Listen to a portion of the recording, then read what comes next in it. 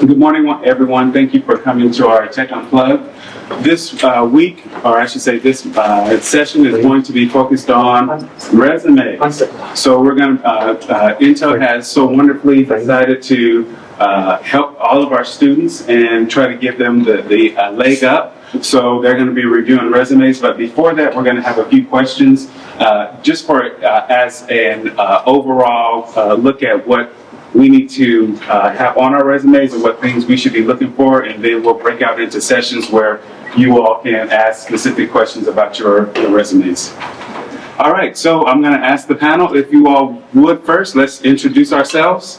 We do have two modalities. We have online and we have in person. So we're going to hear from all of them, but all of them won't be answering every question, but we will hear from all of them at some time. At some point, I should say. Please use the mic. Hi everybody, my name is Mendoza. I've been with Intel for about 14 years now, and I'm part of the Intel Key Generation facility. Prior to that, I was with the networks team and manufacturing operations, but just happy to be here again at GCU. This is our second time here. We were here last year as well. I also went through the TSU program here last fall at GCU.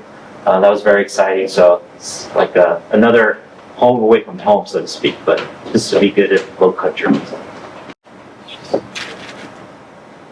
Good morning, everybody. My name is Archana. You can call me Archie. And actually, next month, it'll be 3 years for me in Intel. All right. So, I'm very new to Intel, so next month it'll be 3 years for me. I'm a DevSecOps engineer at Intel. And like Chris mentioned, we create crypto keys and digital certificates. Previously, I was teaching AP computer science classes and cybersecurity to high school. So I transitioned from being a teacher to going back into industry. I am a computer engineer though, but I chose to go into teaching to make a difference in people's lives. And now I realized what my students in my previous job, pick up those little USBs, plug it in, realized how it was, right? That's made me interested in going into cybersecurity. And you're a lopes graduate? Yes. That's beautiful. I am at GCU and unfortunately I didn't get to see the beautiful campus because I did my master's in cybersecurity during the COVID times.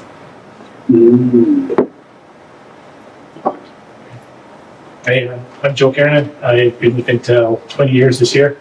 I've worked in I worked in manufacturing for the majority of that, and I decided I wanted to change my career about 6-7 years ago. So I went and did a master's in IT, and I decided to change into that field. So I'm working in IT about 5 years or so as a system software development engineer in QA currently. And that's with me so far. Thanks. Scott? I'm the lead software engineer for IKGF, which is as Chris said, the Intel Key Generation facility. And I don't know if they gave you a background to kind of what we do, but we produce cryptographic keys and for all kinds of products. So, and I've been at Intel for 12 and a half years. And I've only ever been in the IKGF, so that's all I know is IKGF as far as Intel goes. Yes, hi, I'm Chris McConnell. I've been at Intel for 30 years. I am the manager of the development and validation teams inside of IKGF. I've been in a bunch of different areas. I've been in manufacturing, IT, in Flex, and then when I'm in IKGF, we moved around quite a bit to different departments, so we got different exposures as well. I do resume reviews all the time. And I do mentoring of college students as well as Intel employees. And I do own the Intel Patent 101 process, so I also do a lot of work with people throughout the company on their novel ideas. So as some of the students, as you all heard, he does do mentoring. So if you all want to take him up on that offer, I'm pretty sure he would be open to exploring that role for you. All right, so I'm going to ask for three of you to answer this question, and that is, what are some of the biggest mistakes that you commonly see on resumes for entry-level cybersecurity IT roles? From my personal experience, from an entry level, one of the common mistakes that I have seen, because like in my previous job, I've had my students apply for internships and jobs as a programmer, junior programmer. From that experience, I've seen they have pretty long resumes.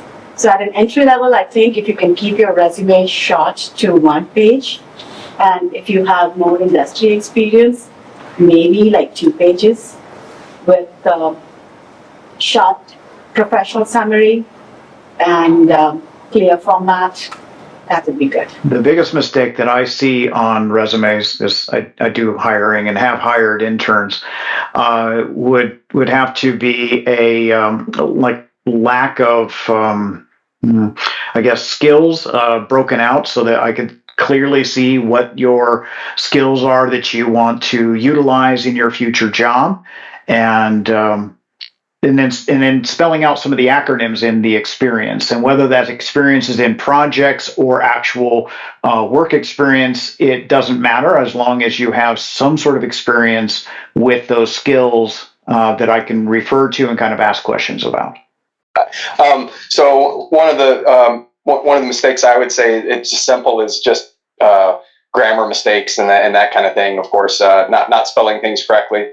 And another one would be people just and I do agree with Archie.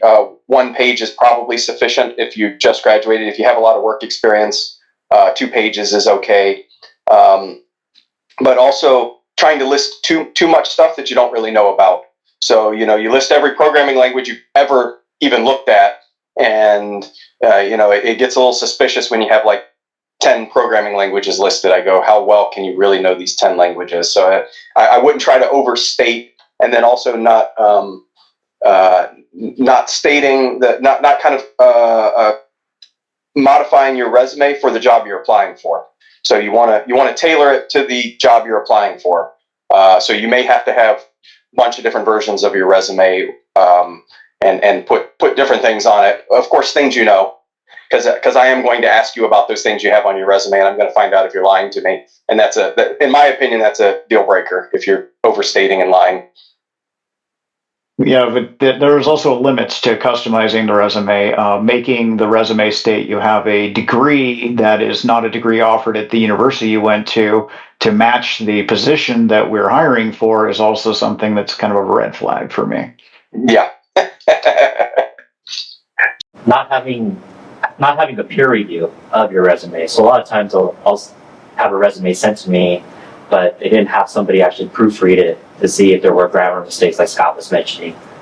Formatting issues can come up as well, but take the time to have somebody actually look at your resume and give you feedback, somebody that you trust or that would have an interest in making sure your resume is accurate.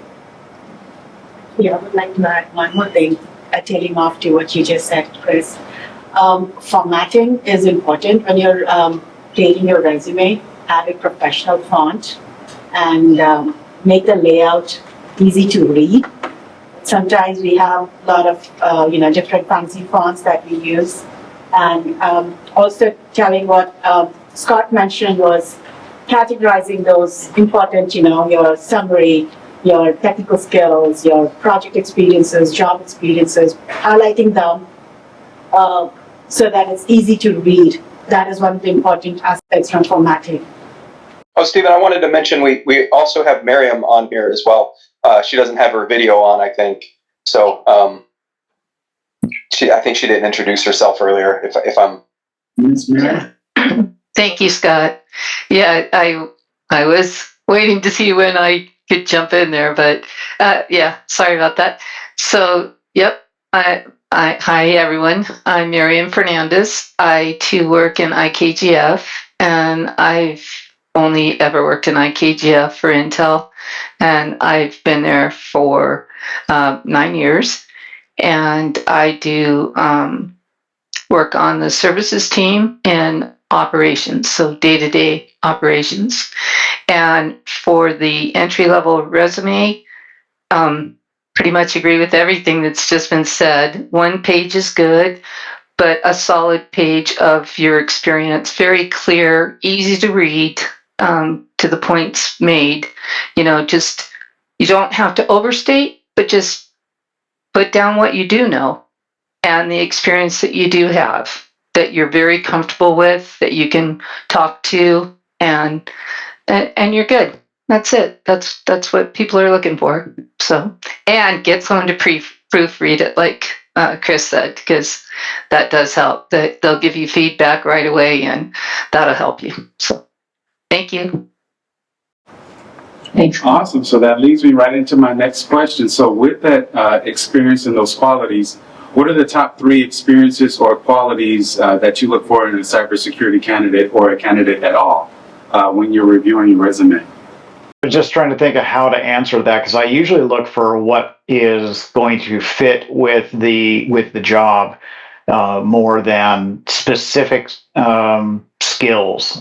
There are some skills that I'd like to see in cybersecurity where there's some experience with cybersecurity, whether that's actual job or a project, where there's some usage of at least cryptography libraries or OpenSSL or Bouncy Castle to perform those tasks. That's kind of like a minimum for cybersecurity. I'd like to see a little more in depth if possible, but it really depends on the job itself. Because if I'm hiring for Mr. Mendoza's role, I'm going to be looking more for policy and procedures and things of that nature, and operating system level configurations. If I'm hiring for Mr. Kiernan's role, I'm looking for how do you probe software for security issues. Are you using fuzzing tools? Are you somehow generating some good and bad entries? If I'm hiring for Mr. Scott's role, I'm looking more for that API use, hopefully some cryptography exposure where you can actually discuss the difference between a symmetric and asymmetric key and how to use PKI and what is PKI, that kind of stuff. But it kind of really depends on the job, and it depends on the role that's being applied for. I learned some things there about myself. With that, so anybody in here want to be a SOC analyst? Anybody? Okay.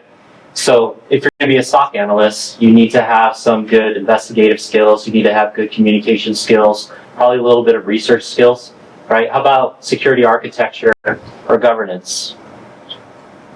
Okay, so security architecture, you probably want to know about threat modeling, data flow diagrams, some of the standards like SOPSA, things along that line, right? So it just depends on what field you want to go into that you're going to want to take a look at what those skills are. But I can tell you some of the soft skills that are critical are going to be communication, leadership, collaboration, right? So if you're able to demonstrate those skills on your resume, either through examples of how maybe you've done nonprofit work, or maybe you've done things through your church or through your community, you want to list those on your resume as well and tie those back into how are you going to add value to the business that you're hiring at. So something I would look for is kind of a passion for the field. And that's going to kind of like what Chris is saying, those extra things you're doing. Are you attending conferences? You might even want to list that for the last 10 years, you've been going to DEF CON, or you're working on open source projects or bugs you found in open source projects, and list, hey, I got my name pointed out on this one, or I'm working on some side project. Even if it's not related to the job, I at least go, this person likes what they do, and it's not only a job for them, but it's going to be a passion. So that's very helpful if you have any of those things, or if you don't, try to get those things. It's and then of course the single most important thing, which I think is not really going to be able to be shown too easily on your resume, is are you going to fit in with the team, and how easy are you to work with, which is going to be really hard. I mean, that's the worst thing. I mean, if you have a candidate that absolutely did zero work but was really nice, that's almost better than a candidate that does some work, not much, and is just a terrible person to work with, because that'll just throw the whole team off. Well, that depends on your view, right? I don't want people not doing work. I understand. Of course not. But no, that working in a team is probably another highlight that needs to be made. Is we really are not looking for lone wolf developers or lone wolf validators. You need to be able to communicate and work well with others and have some sort of a project or something on your resume that shows that you did work in a team environment, hopefully leading the team, but you don't have to. You can be a member, and being able to talk about what your contributions were to that team is also going to be there. Yeah, I agree with Scott and Chris. Like technical skills, even if you're not confident, that could be learned. You're hardworking, but like the other skills like communication, team building, collaboration, that is more important as compared to your technical skills as well. Also, one more thing I want to add to that was recently one of our colleagues changed his job, so he kind of mentioned that he had to go through like 10 rounds of interview in a company. So my suggestion would be that if you are interested in a particular job, go online, learn about that job, Google search, see the job description, what's the daily task in that job description. And if you're interested in any company, go to that company's website, read into the information about the company, what's happening, what's new products launched, get to know the company and show your online presence, reach out to people, like apart from attending conferences, LinkedIn, and make some networks.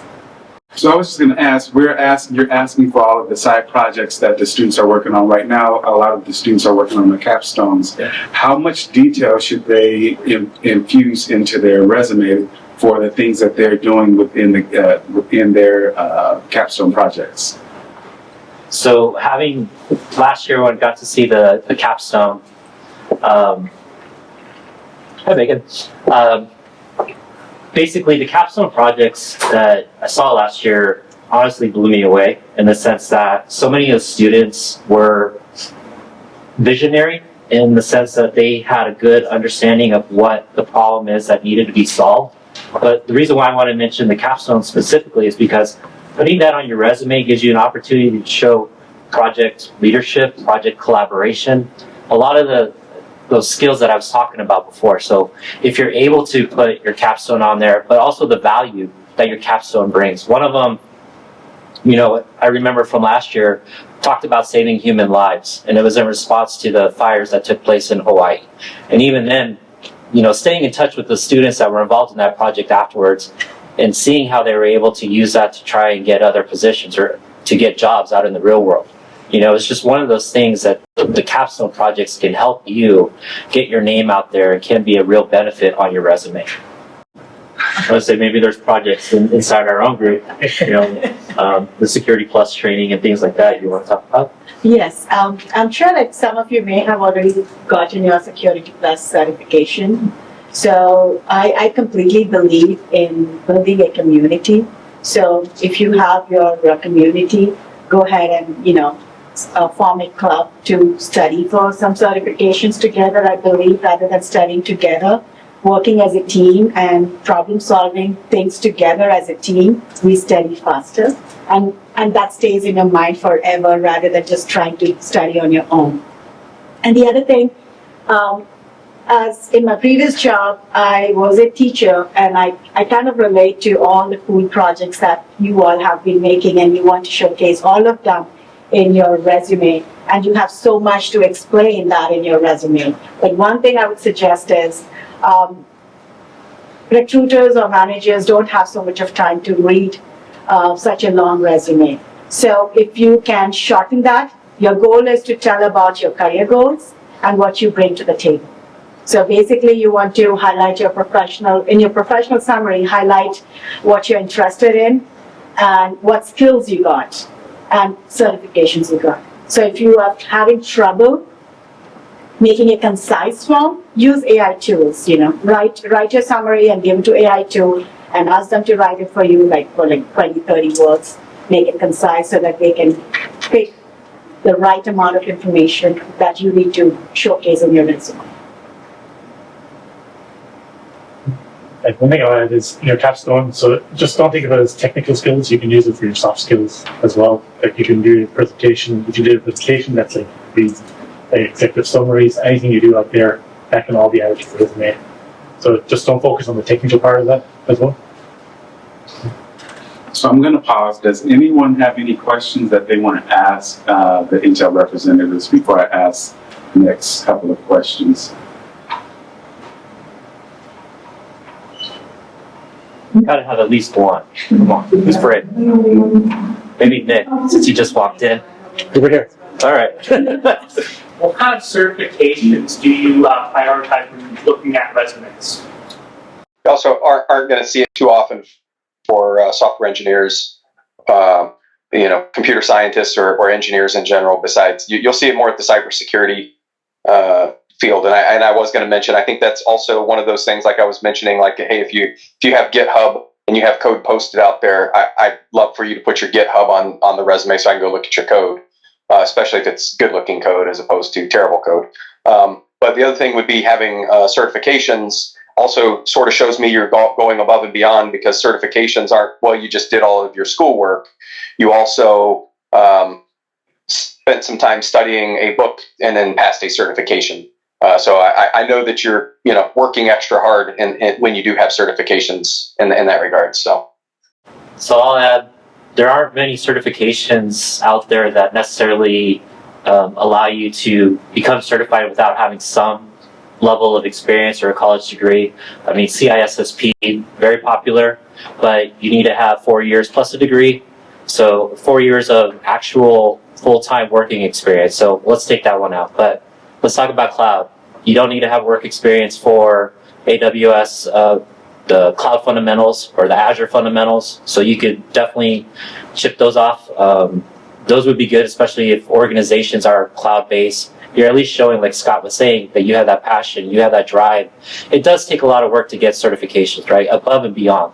But I know there's people out there that don't believe in certifications and they think that they're a misrepresentation of the skills that people have. So I'm not in that camp. I'm in the camp of, I like having certifications because I learn a lot that doing the certification training that I can bring to work. I learn skills that I didn't know about. One I'm studying for right now is a certified InfoSec manager. And I'm learning so much more about governance than I already knew or that I've learned from Intel or other places that I've been at. So cloud certifications, Security Plus was the first one that was security focused in my mind that really got things going for me. And it actually laid the foundation for me to get into CISSP because I had the work experience. So that's where I would start, is maybe there's a new one for SOC analysts too, and I apologize, I don't recall what it is, but it's through CompTIA. I think it's CYSA Plus or something like that. So that would be one. If you're going to be a SOC analyst, I would definitely look into that one. I actually thought about maybe checking that one out. If you want to go into architecture, so SAPSA, the Open Forum Group, TOGAF, that would be one that I know people that are hiring for architecture roles, like at SRP, the county, things like that. They're looking for that specific certification, right? And I don't think you have to have work experience with that one, but that would be a good one if you want to go into architecture. One of the, like Chris mentioned, at the entry level, I know some of you may be working towards Security Plus certification. And if you're struggling with that, I think CompTIA Network Plus is a good start. And that will kind of help you speed up with Security Plus. And having certifications, I'm not for a thing or against a thing, but if you have certifications, your resume definitely stands out as compared to other applicants. But like I said, if you have experience, you have more knowledge, maybe some of the people are not good test takers, but they have so much knowledge. So like I said, it depends, but having a certification with you is basically helping your resume stand out from other applicants. I'm going to have to say it, AI certification. Yeah. And Chris is probably the foremost expert on certifications in our team that I know of anyway. If somebody else is more of an expert on it, then I didn't know. Let me know. But I think as far as software engineering, you don't really see anybody getting certs. I would see it as a differentiator, but I think, in my opinion, the best differentiator for software engineering would be to contribute to open source projects or work on your own open source project. That's going to be your biggest differentiator. If I can see actual code you're working on, especially if it's a big project, I mean, that's a huge differentiator. Or any projects you've worked on that you can display and show me. I think that's bigger than any cert you could ever get for software engineering. But for cybersecurity, certs for network engineering, you got the Cisco Certified Network Associate, and then they've got all their stuff, the CCNP. I think Chris, you're a CCNP, right? Or were? Yeah. So I did the CCNP test back, 25 years ago, or 24 years ago, and I did 3 of them, and I didn't finish the 4th one just because I didn't never get around to it. But I think it is a differentiator, and I think it's worth it. And it's hard to differentiate when you're in certain, you can't write code and post it online for network engineering or for cybersecurity that easily. But that would be another possibility if you do write code, writing code related to security stuff and contributing to open source projects security wise. Big deal. Scott, I'm just going to say, from a cybersecurity perspective, if you're writing in Python, you have your own GitHub and you're writing tools to help find evil, yeah, share those out with the community. That's going to give you a lot of credibility, like Scott said. All right, there was another question. Paul? Yeah. So how important is does you want all this experience on one page? You guys said it's concise, but do you guys look at LinkedIn a lot, or where else would you usually put that information for you guys to see?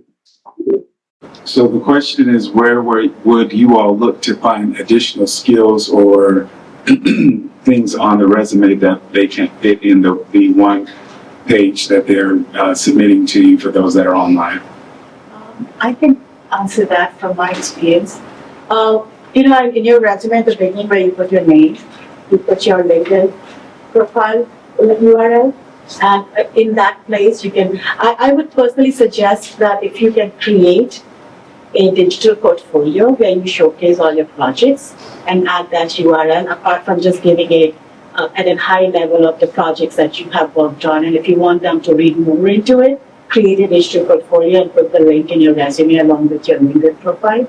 So that would be a good place for people who wants to go read more about what projects you did and what were your roles or specifics into. As a hiring manager, I usually don't have the time to go to everybody's profiles and read through them again. I pretty much have to stick with the information that's on the resume and the information I get out of the pre-screen, and then how they do on the overall interview. I don't necessarily look at LinkedIn to see if there's other skill sets that might be helpful, just mainly because it's a time thing. I'm given a list of 25 people. I've got to go through the list to whittle it down to 5 or so that I'm going to interview for a position, and then move on from there. So trying to go through 25 people's LinkedIn profiles would just consume more time than I have.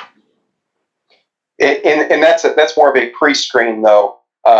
As Chris sends me the resume to look over, he's already screening them down to 2 or 3 people or whatever. I'm going to spend a little bit more time and I'm going to look at that kind of thing actually. So, and I may type their name. I might type their name into Google. I might not, but if I do, you certainly don't want any bad information on you coming up. You don't want any, any negative things. You don't want any crazy social media posts, because that's going to kind of make me go, what in the world is this person doing? We probably don't want them on our team if I'm first thing popping up is on Google. And I don't know if I've actually done that before or not, but you have. You forwarded a few to me. Okay. Maybe I have. I think networking is a vital component of applications as well. So yes, you have LinkedIn, but maybe you're applying at a place that or maybe you worked at a place formerly that the hiring manager knows somebody from, especially in Arizona. I mean, in the InfoSec community, we know each other. We run into each other at DEF CON, so it's a very close community here in this state. So you maybe you worked at the help desk here at GCU and you're applying at Intel, but the Intel person, that's looking at your resume knows the help desk manager at GCU. So they may be like, hey, tell me about this person. So as an example. So networking is important as well. So this is going to be a 2-in-1. I'm going to ask that everyone please respond, because this is your last tidbit to the students, but then I also want you to kind of answer this question, which is, how can students make sure they showcase growth or learning over time, especially as they transition from school to industry with all of the projects and classes that they have to take? How do you make the transition from student to employee? Is that the question that actually? Yes, ma'am. And how do you showcase that on your resume in particular? Am I understanding that? Showcasing all of the projects and tools that they use throughout their educational experience. Okay, so there's been some really good advice given already. I really liked Archie's tip on creating a page where you showcase your projects and stuff. That would be good, because then you can give the details of all the different projects, stuff that you couldn't just cram all into a resume. But also, I was going to say this on the last part that Chris mentioned, that networking, that's huge. So if you're able to get out there and network, and one of the tips that I would give is to get involved. There's all kinds of different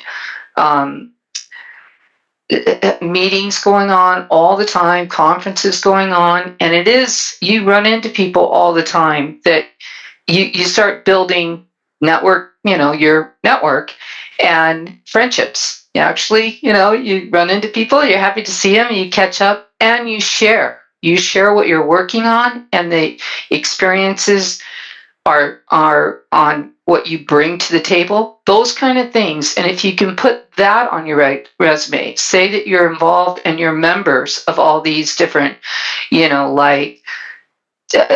all of the different, I'm drawing blanks right now, but it's like ISSA and different community organizations, right? You're gonna need to get those for the CPEs anyway to keep your certifications, but it's also a valuable place to learn and grow your network. And you can even put that on your resume. Say that you're a member. Get involved. Get on the board. Help out at the conferences. They're always looking for volunteers. So that, and some of these things, they kind of evolve because there's bigger things happening. You show up for this, it works out great. The other thing, just one point back to the resume thing, I don't go out on LinkedIn and check people out like that. But what I look at the resume and I'm eager. I'm hoping that we're bringing this person in so I can be a part of the interview, because you learn a lot from folks when you actually interview them and they get to just be themselves. Just show up, give your best, and let it be. Hopefully I answered that. Kind of long-winded, but yeah. Yeah, actually it's a transition from going from school to industry, right? So some of you may be nervous, but believe me, you're all ready. You're in the right classes, you're in the right courses, you're in the right path for certifications. And like always, you're involved in many projects. So some of you may have project management skills, managerial level skills because you led the project. Some of you may have team building skills. So you all have so many skills already. So it's just a matter of making a strong resume that stands out. And like everybody else mentioned, be out there, because this is your time to make connections, network with people, or any conferences like Miriam was mentioning. I think also that change from student to experience in work is going to be different on the resume, where a project you're going to kind of talk about what the project did and maybe have some idea or some discussion about what it is that you did on that project to demonstrate you do have some skills. But when you're going into that work role, you're going to be pretty much exclusively talking about what your accomplishments were in regard to that particular project. But you also have to do this by keeping in mind is that there is some sensitivity about projects at different companies. So if I'm to discuss about key generation with you, I may talk more generic terms. We create these certificates using these kind of keys, and I wrote the part that does this, whatever aspect. But I'm not going to tell you who the customers were and that kind of stuff as well. So there's kind of a line that you can't cross on information disclosure. But with that transition into the work experience, you're definitely going to be more focused on what your accomplishments are. Especially if you're in the software engineering realm, what if you had design inputs or clever solutions to tough problems? Those things are things I'm looking for. One thing I would say is, so the transition from student to worker, it could take a little bit longer than you anticipate. So you have to think about, I know you're tired after finishing college, you're burned out, but think about continuing to get experience in that time frame while you're applying for jobs. And also use a couple of job interviews that you may do just as experience for the real role that you want. So, and you can add to your resume and see what you were missing in those interviews. That can positive alter your resume. But in that time period, you can volunteer and get more experience in leadership, or get more code that you can put up vehicle and stuff. And that can all be seen as you haven't just sat in your laurels. You're trying to advance yourself. Actually, I agree with Joe. If you are passionate about a particular company that you want to work for, don't go there, interview right away. Do a lot of practice interviews. Apply jobs to different other companies where you get some practice before you go to the real one. So I have 5 different things I'll mention. Number 1 is building your brand. So we talked about LinkedIn, but there's people out there on TikTok that are, doing videos on how to do computer networking. Like they're going through the CCNA course or something like that, and they're sharing that online.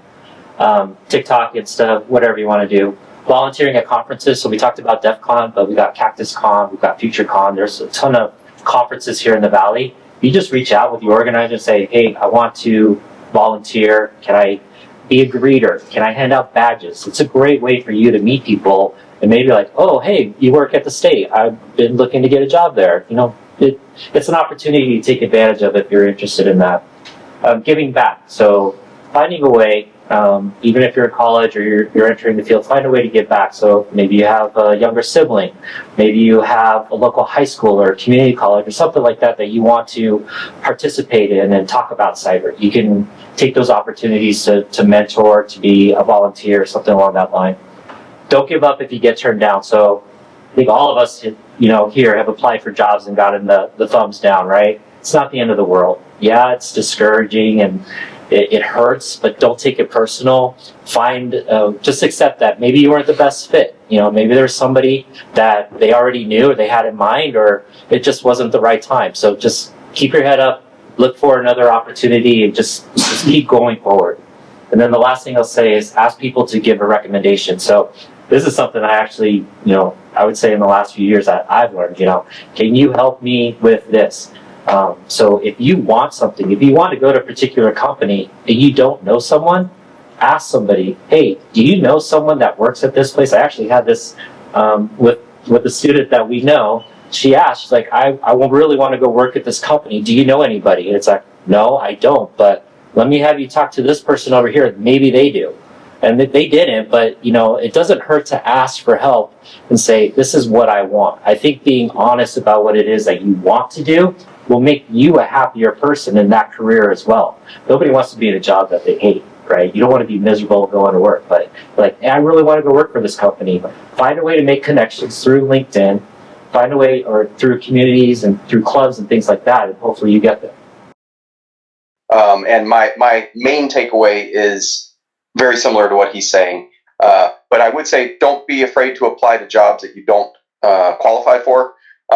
Basically, when you read a job listing, it's 100% of like perfect what they would look for exactly. And if you have 10% of that, it might be enough because they might not find anybody that qualifies. You may be a great team player, you may have great experience, and it may seem like you're a good fit. And we can teach you the other 90% as long as you meet all of those. So I would go ahead and apply for those jobs that you don't appear to qualify for, as long as you're not like applying to be a nuclear engineer, even though you're cybersecurity or something completely way off, they're not even close. But you're transitioning from a student life where your network is massive. You've got 5 classes a semester with 30 different students in there. So we got 45 people. I subtracted you from each of those, and so you've got 145 students that are your network, and you're about to go to work where you've got 5 people that are now your network. So you're going to have to really go above and beyond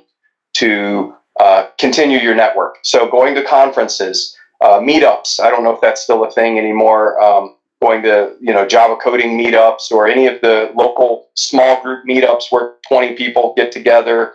You've got the what's that group in Mesa, Chris, or whoever knows what, I can't think of the name of it, but they do the it's the builder group.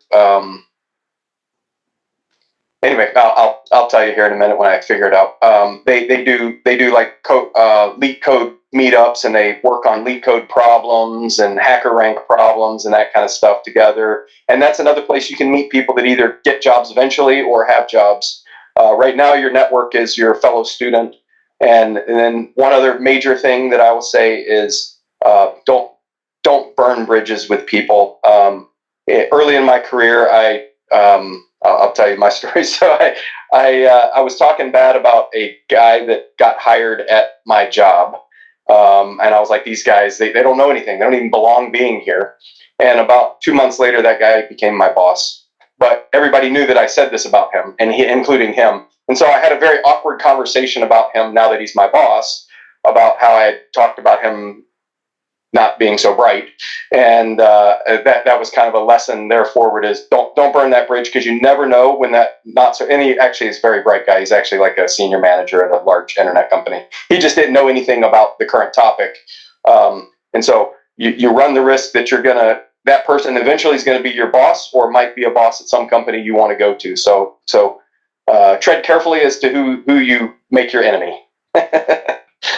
Actually, I agree with Scott. And apart from your student network, your own career center is a big network for you right now. So reach out to them, ask them questions, ask them to do more research and give you more information about internships or job applications or whichever area you need some more help.